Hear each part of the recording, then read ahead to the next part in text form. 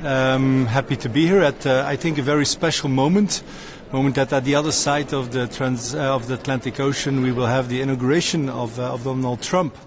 And it's needless to say that we are in very challenging, facing challenging times.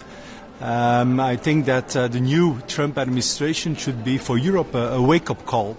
A wake-up call as we just had after the banking crisis with the creation of the banking union, after the COVID crisis with vaccination production, vaccine production, and also the European solidarity mechanism that came in place after the war in Ukraine, where we also had the focus on the European defense. And this again should be a wake-up call for Europe and a necessary push, for the decisive action in Europe. And we should focus on our own strength and our approach with the US. I think that rather than focusing on retaliation, we should actually focus on the challenges of Europe, challenges about decreasing competitiveness, also of increasing productivity gap that we face.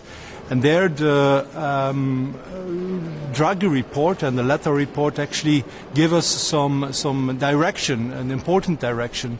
For example, focusing on our energy prices, but also on the red tape that we see and the needless bureaucracy that the economies and companies face. So it's important that we focus on these challenges for our economy, not just for being a competitive economy for the sake of that.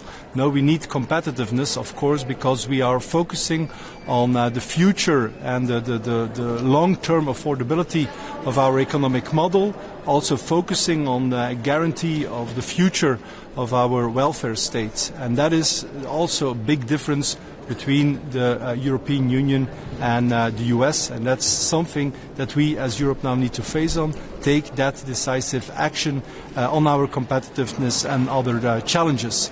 This is what we will discuss in the coming 2 days with the colleagues of Ministers of Finance.